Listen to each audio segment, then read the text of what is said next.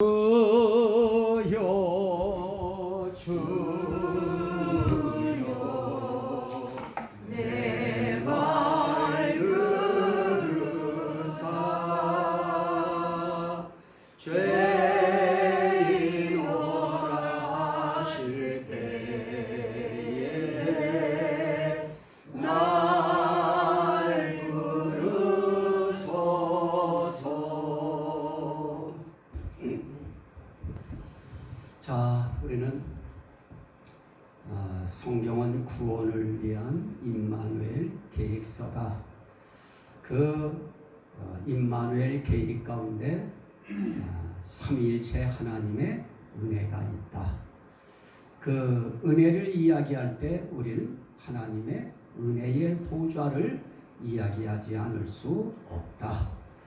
그러면 그 은혜의 보좌에 계신 그분의 은혜는 대체 어떤 것인가? 그런 부분을 나누면서 우린 하나님의 목적이라고 하는 것을 생각했습니다. 하나님의 은혜 가운데 뭐니 해도 가장 귀한 은혜는 하나님께서 우리를 향한 목적을 갖고 계셨다. 다른 말로 말씀드리면 우리를 향한 하나님의 계획이 있었다. 우리를 향한 하나님의 뜻이 있었다. 우린 공동체이기 때문에 우리라고 하는 표현을 썼습니다만 사실은 나를 위한 하나님의 목적, 나를 위한 하나님의 계획, 나를 위한 하나님의 뜻이 있었다.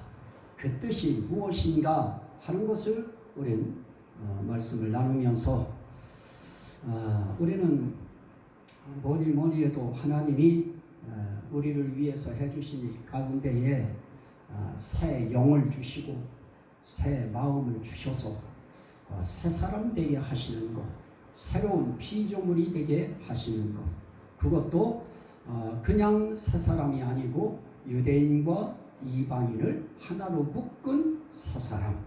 그래서 유대인과 이방인 전체를 한 피조물로 만들어서 한 새 사람으로 만들어서 세상이 새롭게 되는 날이 오는데요. 그 새로운 세상, 새 하늘, 새 땅이 이루어진 곳에 하나님께서 허락하시는 새 예루살렘 성에 저와 여러분들을 입성시키셔서 그곳에 들어오게 만드셔서 주님과 더불어 1000년 동안 왕노릇하는 것으로도 성경은 되어 있지만 예수 그리스도와 더불어 세세토록 왕노릇하리라 하는 말씀도 우리에게 주셨기 때문에 영원 세세 무궁토록 주님과 더불어 우리가 왕권을 가지고 생활할 수 있는 이런 지위를 허락하시는 것, 이것이 우리를 향한 하나님의 원대한 목적이었습니다. 결국 이 땅에서 우리가 조금 어려움 속에 문제가 풀리고 좀 어려움 속에서 숨통이 트여지고 약함 속에서 다시 원기를 회복하고 하는 이런 것들은 굉장히 지역적입니다. 그건 이 모든 것을 해나가는 과정 속에 하나님께서 나는 이렇게 너와 함께하고 있다 하는 것을 하나님이 그런 사건 상황을 통해서 우리에게 깨닫게 하시는 것이지 진짜 목적은 우리 잘 살게 하는 그런 정도의 것 아닙니다. 더 큰 그런 목적을 가지고 우리를 끌고 가시는 것입니다. 자, 이렇게 하나님께서 저와 여러분들을 새 사람이라고 하는 한 새 사람 만드셔서 새 예루살렘 성에 들어가게 하실 때 그때에 이 하나님의 아주 놀라운 그런 목적과 이 계획이 있었는데요. 그 계획 가운데 중요한 것은 무엇입니까? 오늘 읽은 말씀 신명기서에 있는 14장 2절에 너는 네 하나님 여호와의 성민이라 여호와께서 지상 만민 중에서 너를 택하여 자기 기업의 백성으로 삼으셨느니라. 그럴 때 이 너는이라고 하는 이 너는은 신명기 4장 1절에 보면 이스라엘아 그래요. 이스라엘을 하나님께서는 1인칭으로 쓰시면서 너는 이렇게 말씀합니다. 자, 이 부분은 이스라엘인들에게 있어서는 이거는 빼놓을 수 없는 자기들 고유의 은혜의 말씀일 것입니다. 하나님은 이스라엘을 향해서 너는 여호와의 성민이라, 또 하나님 여호와의 성민이라, 거룩한 백성이라. 그래서 하나님께서는 이스라엘을 하나님의 거룩한 백성을 삼아 주시고 또 너를 택하여 자기 기업의 백성으로 삼으셨느니라, 그렇게 말씀합니다. 이것은 유대인들은 박수칠 일입니다. 유대인들은 환호할 일입니다. 유대인들은 이 말씀 하나에도 춤출 수 있는 그런 일입니다. 그러나 우리 이방인들에게 있어서 이 말씀은 그렇게 가슴에 와서 닿을 수 있는 그런 말씀은 아닌 것입니다. 그러면 하나님께서 유대인만을 구원해서 새 예루살렘 성에 입성시키려고 하는 것이냐? 유대인만 하나님이 새 예루살렘 성이 이루어진 그곳에 입주시키려고 하시느냐? 그들만 사랑하시고 그들만 백성 삼으시고 그들과만 함께 하시려고 하시느냐? 하나님의 목적과 계획은 그것은 아닙니다. 거기에는 목적 속엔 우리 이방인들도 있는 것입니다. 자, 저는 그 말씀을 보려고 합니다. 사도행전 13장 한번 보시죠. 사도행전 13장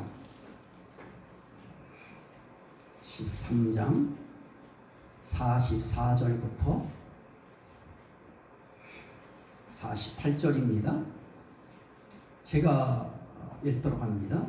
그 다음 안식일에는 온 시민이 거의 다 하나님의 말씀을 듣고자 하여 모이니, 그럽니다.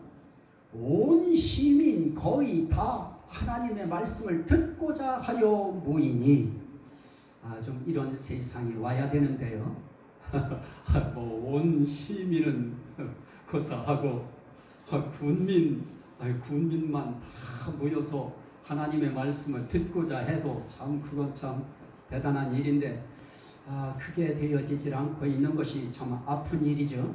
자, 그들에서 모여요. 그랬더니 45절에 유대인들이 그 무리를 보고 시기가 가득하여 바울이 말한 것을 반박하고 비방하거늘, 사람들이 많이 모여도 그것을 시기하는 사람들이 무조건 반박하고 무조건 비방하는 현상들 생길 것입니다. 이 일은 교회만의 일은 아닙니다. 하나님의 일만은 아닙니다. 여러분들이 잘 되고 여러분들이 인생길에 폼나고 여러분들이 멋들어지고 여러분들이 아름다워지고 여러분들의 인생길에 활짝 꽃이 피어지고 여러분들이 잘 나가는 사람들이 될 때 그거 사람들 그렇게 곱게 못 봐줍니다. 비방하고 그리고 그거에 대해서 시기가 가득해서 반박하고 비방하는 그런 일들 이거 생겨질 것입니다. 자, 바울과 바나바가 담대히 말합니다. 하나님의 말씀을 마땅히 먼저 너희에게 전할 것이로되 너희가 그것을 버리고 영생을 얻기에 합당하지 않은 자로 자처하기로 우리가 이방인에게로 향하노라, 그럽니다. 그러면서 주께서 이같이 우리에게 명하시되 내가 너를 이방의 빛으로 삼아 너로 땅 끝까지 구원하게 하리라 하셨느니라 하니, 이방인들이 듣고 기뻐하여 하나님의 말씀을 찬송하며 영생을 주시기로 작정된 자는 다 믿더라. 오늘 이 말씀 속에 하나님께서는 유대인들이 하나님의 말씀을 먼저 그들에게 전하고 복음을 전해서 그들이 다 믿어서 영생 얻기로 작정된 모든 사람들이 다 믿는 역사가 나타나면 얼마나 좋았겠습니까? 그런데 거기에도 하나님의 계획이 있었던 것입니다. 그들이 영생을 얻기로 합당한 자로 여기지 않아요. 본인들이 그거 여겨야 돼요. 오늘 우리도 나는 영생 얻기에 합당한 자다 하고 우리가 그걸 스스로 여겨야 됩니다. 나는 영생 얻기에 합당한 자다. 나는 구원받기에 합당한 자다. 그걸 우리 스스로가 인정하고 우린 그 합당한 자라고 하는 것을 우리가 받아들여야 되는데 그걸 유대인들이 안 받아들입니다. 그 받아들이지 않은 것 때문에 하나님이 그걸 통하여 하나님께서 이 바울이라고 하는 이 사울을 이방인의 빛으로 삼아서 그를 이방인의 사도로 삼아요. 그래서 성경은 이렇게 이야기합니다. 갈라디아 2장 8절에도 그렇고 사도행전 9장 15절에도 그래요. 자, 그냥 사도행전을 먼저 보시죠. 사도행전 9장 15절에 보면 주께서 이르시되 가라. 이 사람이 바로 사울이라고 하는 바울입니다. 이 사람은 내 이름을 이방인과 임금들과 이스라엘 자손들에게 전하기 위하여 택한 나의 그릇이라. 이 바울이라고 하는 사람은 유대인들에게도 하나님의 복음을 전할 그릇으로 하나님이 택하셨지만은 무엇보다도 이방인들을 위하여 택한 그러한 그릇이었다. 이렇게 말씀합니다. 이 말씀이 이방인인 또 특별히 구원 얻기에 합당한 자로 여기심을 받은 저와 여러분들에게 있어서는 이 말씀은 정말 일평생 잊어서는 안 될 말씀이고, 이 말씀이 우리를 흥겹게 만들고, 이 말씀이 우리를 춤추게 만들고, 이 말씀이 우리를 정말 행복하게 하는 그런 말씀인 것입니다. 하나님은 이렇게 한 사람을 택하는 일에도 하나님께서는 우리의 구원을 염두에 두셨다. 다시 말씀드리면 저와 여러분 한 사람 한 사람의 영생 문제를 하나님은 신경 쓰고 계셨다. 그걸 목적에 두고 계셨다. 이건 감사할 일 아닐까요? 이 하나님의 은혜가 감사하면 아멘 합시다. 이거 정말 감사한 일인 것입니다. 사람 하나를 택하신다. 택하시기 전에 이미 하나님의 마음속에 하나님은 유대인들만 있는 것이 아닙니다. 저와 여러분 같은 이방인들이 하나님 속에, 계획 속에, 하나님의 중심 속에 다 있었던 것입니다. 이걸 우리는 하나님의 사랑이라고 이야기하고, 이걸 우리는 하나님의 은혜라 그렇게 표현할 수밖에 없는 것입니다. 자, 그러면 이렇게 이방인의 사도로 하나님께서 이 바울이라고 하는 사람을 택하셨다. 이 택하심 거기로부터 우리는 하나님의 목적, 하나님의 계획을 풀어서 나가야 될 것입니다. 유대인들은 그러면 무엇이냐? 성민 삼으시고 기업의 백성까지 삼으셨는데, 그러면 유대인들이 나온 게 대체 뭐냐? 그거 이야기할 때 그 로마서에서는 이렇게 말씀합니다. 3장 1절에 유대인의 나음이 무엇이며 할례의 유익이 무엇이냐? 범사에 많으니, 범사에 많다고 하는 것은 그들이 하나님 받았다는 것입니다. 그들이 율법도 받았다는 것입니다. 그들이 하나님의 백성으로 택함을 받았다는 것입니다. 이런 것들은 정말 범사에 많은 것이에요. 그런데 그보다도 하나만 이야기한다고 하면 그건 무엇입니까? 너희가 우선 하나님의 말씀을 맡았음이니라. 자, 한번 보셔요. 로마서 2장을 보십시오. 로마서 2장 17절 말씀에 보면 유대인이라 불리는 네가 율법을 의지하며 하나님을 자랑하며 그럴 수밖에 없는 것이 그들에게 율법이라고 하는 하나님의 계명을 주었습니다. 말씀을 주었습니다. 그리고 그들에겐 하나님이 내가 너희 하나님이 되겠다고 말씀하셨습니다. 그래서 그들은 율법 의지했습니다. 하나님 자랑도 했습니다. 그리고 율법의 교훈을 받아서 하나님의 뜻을 알았습니다. 이건 그들에게 있어서 유익한 것이었습니다. 하나님의 뜻을 먼저 알고 하나님을 받고 그리고 그들은 율법을 받았습니다. 그래서 그걸 통해서 지극히 선한 것이 무엇인지 분간도 할 수 있었습니다. 그래서 그들은 맹인의 길을 인도하는 자가 됐습니다. 어둠에 있는 자의 빛이 됐습니다. 이만하면 그들은 하나님의 성민다운 하나님의 기업의 백성다운 그런 복을 그들은 받았던 것입니다. 이런 좋은 것을 먼저 받았습니다. 특별히 하나님의 말씀을 받았습니다. 그런데도 그들은 구원 얻기에 합당한 자로 자처해야 되는데 그걸 합당한 자로 여겨야 되는데 하나님의 복음을 전할 때 그것을 반박하고 비방하고 받아들이지를 않는 것입니다. 오늘 우리가 신앙생활하면서 우리도 똑같은 것입니다. 하나님은 우리에게 이런 것을 통해서 무엇을 하십니까? 하나님의 계획 속에는 이제 이방인에게 구원의 문을 열어놓고 구원의 기회를 줘야 되겠다 하는 하나님의 계획이 여기서부터 출발되어지는 것입니다. 그래서 로마서에 하나님께서 하신 그 말씀 가운데 로마서 11장 말씀에 보시면 자 한번 보십시오. 로마서 11장 말씀에 보시면 24절 25절입니다.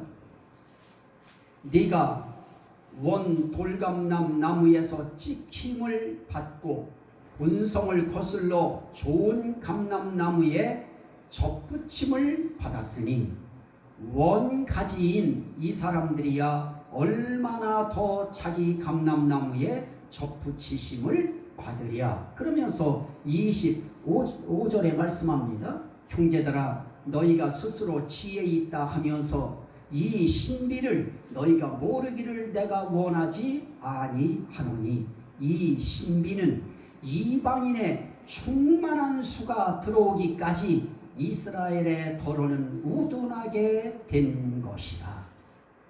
일단 하나님께서 이스라엘을 하나님에 대한 면에 있어서 우둔하게 만들어 버리셨습니다. 그래서 하나님에 대해서 이해가 안 되는 것입니다. 하나님에 대해서 믿을 생각이 안 나도록 아둔하게 만들어 버리셨습니다.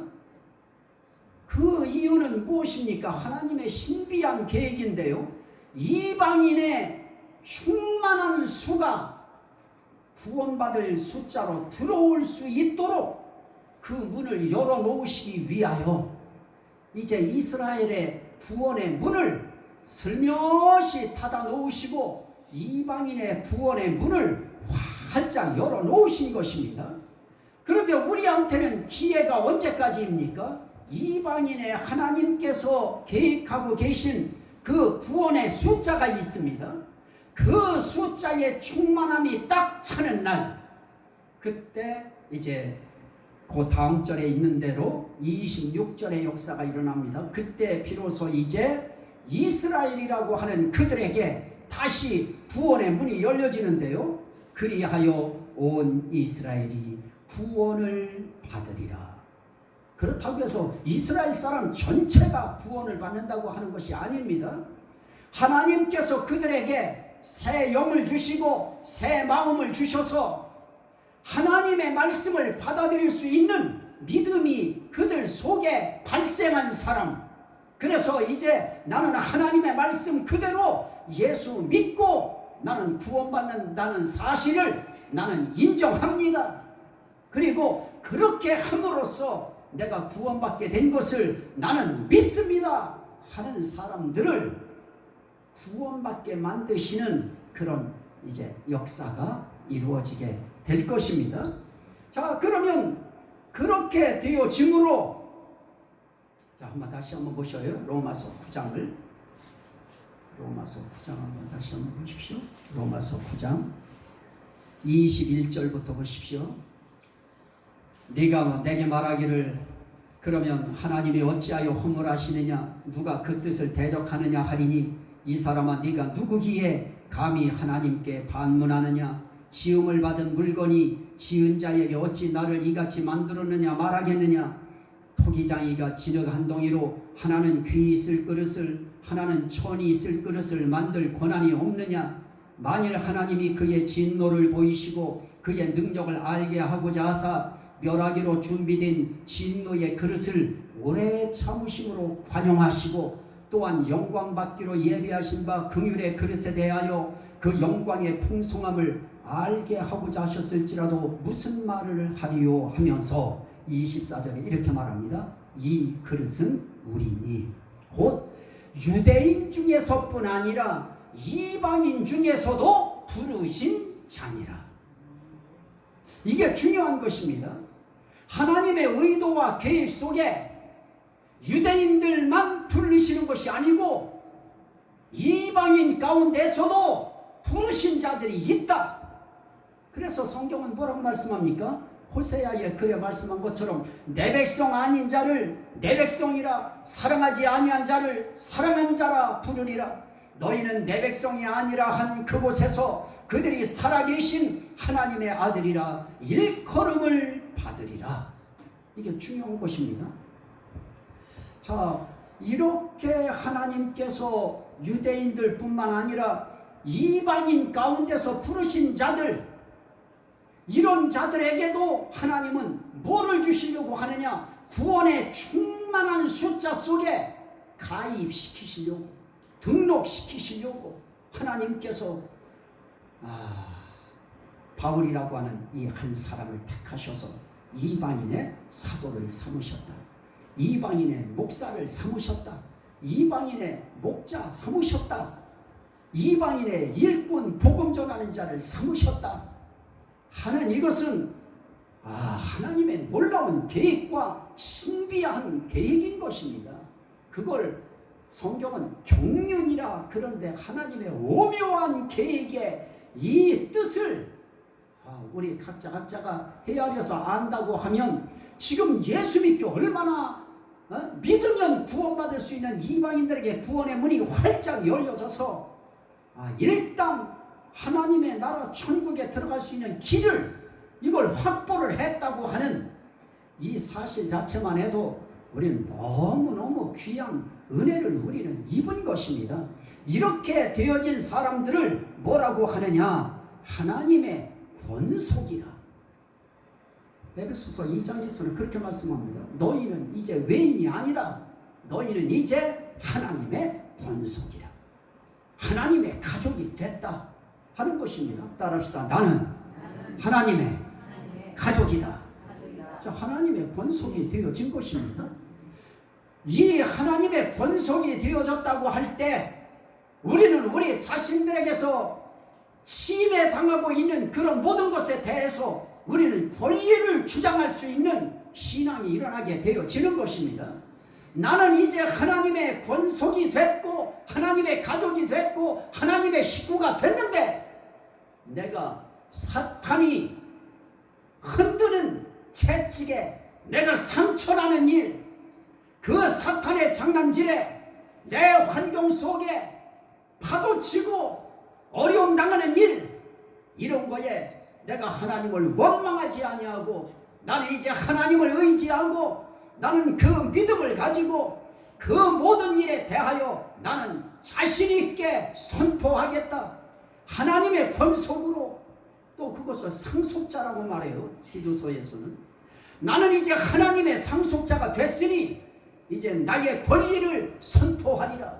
그러면서 우리가 원수마귀 사단은 상속자가 된 하나님의 권속이 된 내 몸에서 떠날지어다. 아멘. 이건 중요한 것입니다.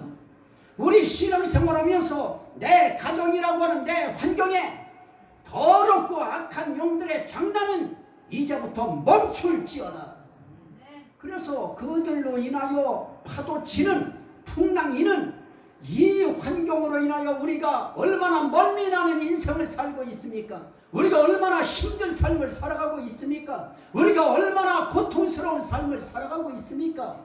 정말 우리는 한시 한순간 순간순간에도 장난질 치는데 여러분, 정말 이 오묘하게 장난질 칠 때는 기계 가지고도 장난질 치는 거 여러분들 혹시 이해되실지 모르겠습니다. 정말 기계 가지고도 장난치는 이런 역사들이 있고요. 차를 타고 가는데도 그 좋은 차가, 그 괜찮은 차가 어떤 상황 속에 어디로 자기가 급히 주의 일을 위하여 갈 때 그랬던 자동차도 얼마나 속썩이는 이상한 현상이 발생하는지요. 우리는 내가 길도 모르는 길도 아니고 다 아는 길이고 눈만 감아도 갈 수 있는 길이고 다 하는 길이고, 그래도 딱 닫아놓으면 안 보이는 것입니다. 저는 그런 모든 것에도 나는 그걸 사단의 역사로 보는 것인데요. 내가 분명히 부름을 받고 초청을 받고 서울에 있을 때 어느 교회에 갑니다. 가면은 분명히 거기입니다. 거기라고 해서 거기에 찾아갔습니다.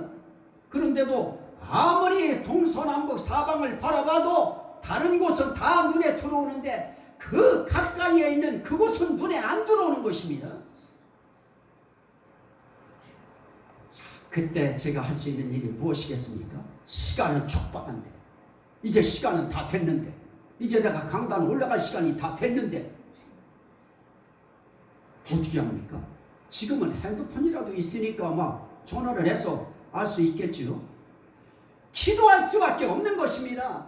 그 짧은 시간이지만은 가장 강력한 하나님 앞에 부르짖음을 그 시간에 하는 것입니다.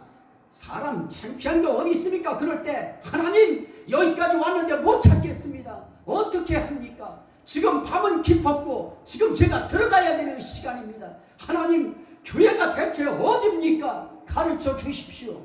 눈 뜨니까 거기에 하나님께서, 우리가 하나님의 일을 하는데도 이렇게 사단들은 얼마나 방해를 부리는지 모릅니다. 느닷없이 갖고 있는데 잘 편안하고 괜찮은데 운전하고 어딜 가는데요, 갑자기 손가락이 아프고요. 그럴 때 뭔 생각이 들겠습니까? 아유, 이거 빨리 어디 병원에 가든지 약국에 가가지고 여기 이거 안 아픈 모래도 얼른 바르고 이거를 처방해야지 하는 생각 먼저 안 들어옵니까? 저도 인간이기 때문에 당연히 들어와요. 얼마나 아픈지요. 그러니 아프신 분들이 남들이 알아주지 못하고 이해하지 못하는 그 고통과 아픔, 그게 얼마나 커요. 나는 그 시간에 차를 타고 있는 나 혼자 외에는 아무도 몰라요. 왜냐면 그 차에 나 혼자밖에 없으니까. 그런데 그 아픔이 있을 때 딱 봤을 때는 요만큼밖에 안 돼요. 그러니까 이까짓 거 하고 넘어갈 수도 있어요. 그러면 계속 아파요. 그러나 그때 제가 한 일은 무엇이냐, 하나님이 제게 하신 말씀이 있었습니다.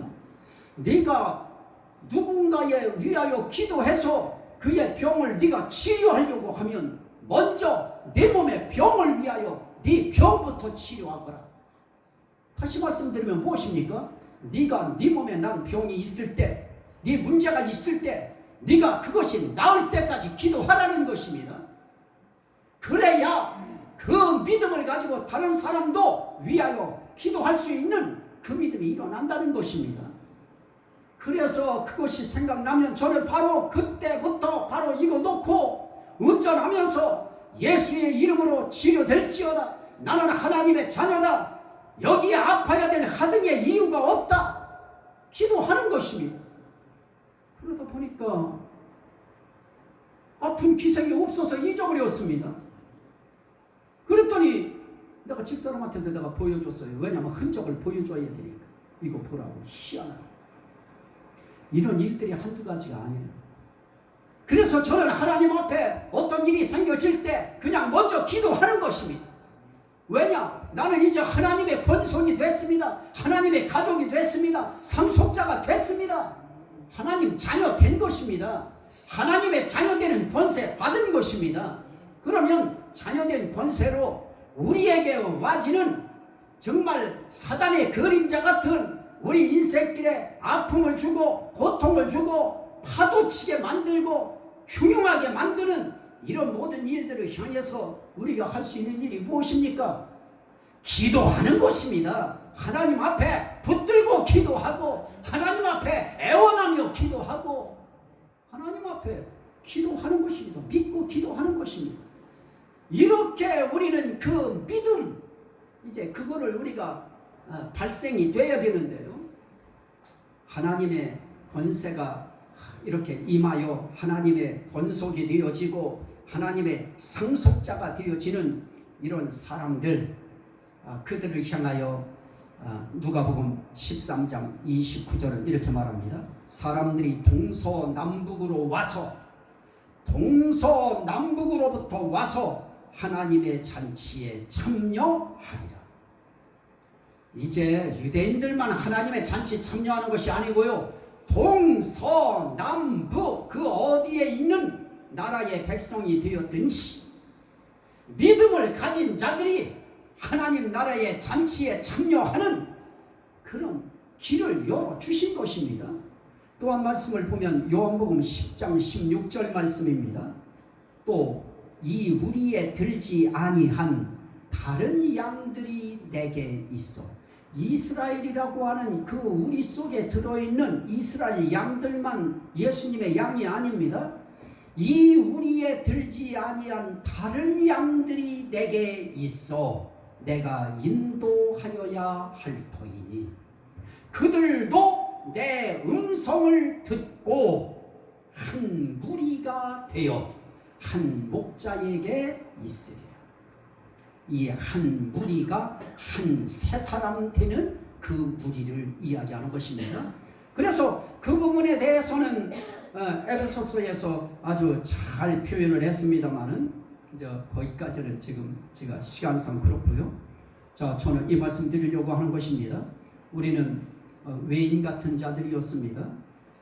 율법에 대해서 외인이었습니다. 하나님 약속에 대해서 외인이었습니다. 하나님에 대해서도 외인이었습니다. 예수 그리스도 바깥에 있는 사람들이었습니다. 다시 말하면 우리는 하나님의 이 약속에 대해서 붙들고 기도할 수 있는 그런 기회조차 없는 사람들이었습니다. 또 다른 의미로 표현하면 우린 정말 하나님 앞에 은혜 입을 자격이 없는 사람들이었습니다. 그런데 이제 우리도 한 무리가 될 수 있는, 이제 새로운 피조물이 되어서 한 세 사람이 될 수 있는 하나님의 권속이 우린 되어졌습니다. 이런 상황을 뭐라고 하느냐? 너희는 이제 한 몸 됐다 그러는 것입니다. 자, 고린도전서 12장 13절입니다. 이건 중요하니까 한번 보십시오. 고린도전서 12장 13절. 고린도전서 12장 13절. 우리가 유대인이나 헬라인이나, 여기 헬라인은 유대인 바깥의 사람들을 통틀어서 이방인들을 헬라인으로 표현하는 것입니다. 우리가 유대인이나 헬라인이나 종이나 자유인이나 다 한 성령으로 세례를 받아 어떻게 되었고 한 몸이 되었고, 유대인이 됐든 헬라인이라고 하는 이방인이 됐든 종이 됐든 주인이 됐든 이제 한 성령으로 세례를 받아 이제 한 몸이 됐습니다. 그리고 다 한 성령을 마시게 하셨느니라. 이제 우린 다 한 성령 마신 한 몸이 됐습니다. 그래서 이제 우리는 다른 자들이 아니고 우리는 이제 예수 안에서 이방인들과 함께 지체가 되었고 또 약속에 참여하는 자가 되었고, 그리고 기업을 이제 상속받을 수 있는 그런 자들이 다 돼버린 것입니다. 이런 은혜를 받은 한 몸 된 상속자, 한 몸이 되어진 하나님의 권속, 이들을 하나님께서 어떻게 하십니까? 마태복음 24장 31절 말씀처럼 그의 택하신 자들을 하늘 이 끝에서 저 끝까지 사방에서 모으리라. 그 속에 우리 이방인들이 있는 것입니다. 하늘 저 끝 가운데에 우리 이방인들이 포함되어 있고 그 가운데 바로 저와 여러분들이 있는 것입니다. 이걸 우리가 자꾸 자처해야 됩니다. 나는 합당한 자다 하고 자처해야 되는 것입니다. 이제는 우리는 하나님의 권속이 되고 상속자가 되어서 하나님의 자녀의 권세를 받은 자가 됐으니 이제 우리의 모든 육신부터 영혼 육에 이르기까지 원수마귀 사단이 이제 우리를 지배할 수 있는 이제 그 힘 이제 없어졌습니다. 이제 우리는 그걸 우리가 이겨내야 되고 우리가 물리쳐내야 되고 우리가 극복해내야 되는 이런 문제만 이제 우리에게 남아 있습니다. 그런 효력을 하나하나 체험함으로써 우리는 하나님의 자녀되고 권속되고 백성 되었다고 하는 것에 대한 확신을 더더욱 가질 수 있는 이런 기틀이 마련되어지는 것입니다. 자, 이렇게 되어진 그러한 사람들을 어떻게 하느냐? 세상이 새롭게 될 때에 나를 따르는 너희도 12 보좌에 앉아 심판하리라 라고 말씀하신 것처럼 새로운 세상이 이제 와요. 그걸 새 하늘, 새 땅, 새 예루살렘 성이 이루어지는 세상이 오는데 그건 이 세상에서 오지 않습니다. 그건 이 땅에서 이루어지지 않습니다. 이런 저 공에 낀 하늘, 이 하늘에서 이루어지지 않습니다. 먼지 풀썩이는 이런 땅에서 그 성 이루어지지 않습니다. 새 하늘이 1차 이루어져야 되고요. 그 다음에 새 땅이 이루어져야 됩니다. 이런 땅 아닌 것입니다. 그 땅은 이제 달라요. 하늘도 다른 하늘이 되어지고 땅도 다른 하늘이 되어진 그곳에 신비로운 새 예루살렘 성이라고 하는 그 세계를 하나님께서 내려보내셔서 만드신 그 성을 내려보내셔서 그 성에 우리를 들어갈 수 있도록 우리에게 자격을 다 주신 것입니다. 그 자격 가운데에 가장 중요한 특징은 한 가지인 것입니다. 하나님이 세상을 이처럼 사랑하사 독생자를 주셨으니 이는 저를 믿는 자마다 멸망하지 않고 영생을 얻게 하려 함이라. 다른 거 없습니다. 우린 예수 믿으면 우리는 하나님의 권속으로서의 그 지위를 우리가 받게 되어지는 것입니다. 상속자의 지위를 받습니다. 한 세 사람의 지위를 받고요. 한 피조물의 지위를 받아서 우리는 넉넉하게 적은 무리여 두려워하지 말아라. 아버지께서 그 나라를 너희에게 주시기를 기뻐하시느니라 말씀하신 것처럼 적은 수요일지라도 우리가 적은 분량의 그런 삶을 살아가는 자들일지라도 하나님은 그 나라 새 예루살렘 성을 주시기를 기뻐하시는 분이신 것입니다. 우린 그래서 그 믿음 하나님 앞에 부여잡고 우리 앞에 당면에 있는 우리를 지는 그 여러 가지 우리가 쳐내야 될 거, 물리쳐야 될 거, 이겨내야 될 거 이런 것들을 예수 이름 부여잡고 우리는 하나님 앞에 토해내는 것입니다. 기도하는 것입니다. 그분을 의지하고 하나님 앞에 청원서를 올리는 것입니다. 하나님이 어떤 길을 통해서든 하나님은 역사하실 것입니다. 하나님이 도우실 것이고 붙드실 것이고 하나님이 인도해 가실 것입니다. 그 하나님이 이 한 주간도 너는 사방에서 택한 내 그릇이다, 내 자녀다, 내 식구다, 내 기업이다 하는 이 음성 여러분들이 늘 들으시면서 담대하게 승리하는 이 한 주간 되시기를 주의 이름으로 축원합니다. 아멘. 주여 삼창하고 먼저 우리 기도 먼저 합니다. 주여 주여